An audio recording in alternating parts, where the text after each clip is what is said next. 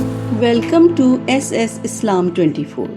آج میں آپ کے سامنے سورہ رحمان کا خلاصہ پیش کروں گی۔ اس سورت کا موضوع اللہ کی خوبصورت عنایات اور تخلیقات کے لیے لامحدود دانائی، حکمت اور فن کا اظہار ہے۔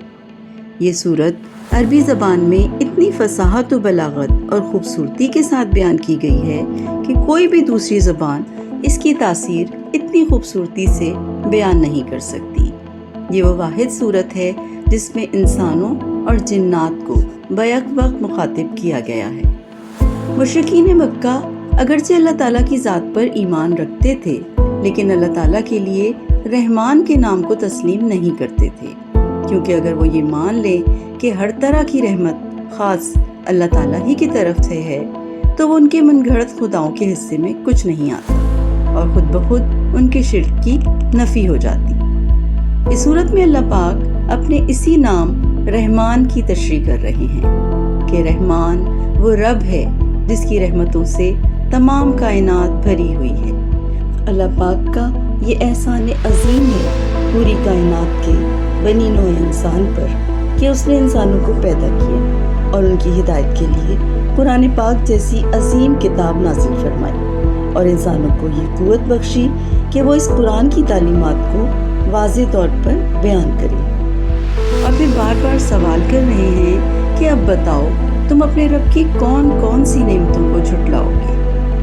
اللہ تعالیٰ نے کائنات میں بھری ہوئی اپنی نعمتوں کا ذکر بڑی خوبصورتی سے کیا ہے، جیسے کہ سورج اور چاند جو ایک حساب میں جکڑے ہوئے ہیں، بیلیں اور درخت جو خدا کے سامنے سربسجود ہیں، بلند آسمان اور زمین جس کو تمام مخلوقات کے رہنے کے لیے بنایا گیا ہے۔ زمین میں میوے اور کھجور کے درخت ہیں اور بھوسے والا غلہ اور الگ الگ رنگوں اور شیڈز کے بے شمار پھول جن کی خوبصورتی دیکھنے سے تعلق رکھتی ہے، اور انسانوں کو کھنکھناتی مٹی اور جنات کو آگ کی لپٹ سے پیدا کیا۔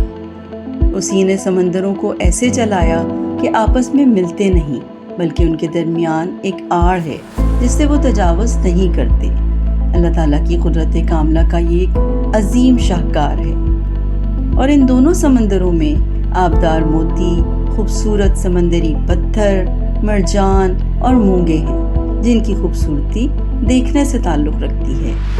لیکن زمین میں یہ سب کچھ فنا ہو جانے والا ہے، اور جو باقی رہے گا وہ صرف اللہ پاک کی جلال و کمال والی ذات ہے۔ اور آسمانوں اور زمینوں میں جو بھی ہیں وہ اسی سے اپنی حاجتیں مانگتے ہیں، اور وہ ہر آن اپنی مخلوقات کی حاجت روائی میں اپنی کسی نہ کسی شان کا مظاہرہ کرتا رہتا ہے۔ پھر اس صورت میں حساب کتاب کا بھی ذکر ہے کہ وہ وقت بھی آئے گا جب آسمان پھٹ کر لال چمڑے کی طرح سرخ گلاب بن جائے گا، اور مجرموں کو ان کی علامتوں سے پہچان لیا جائے گا اور دکھایا جائے گا جہنم کا نظارہ جسے وہ جھٹلاتے تھے۔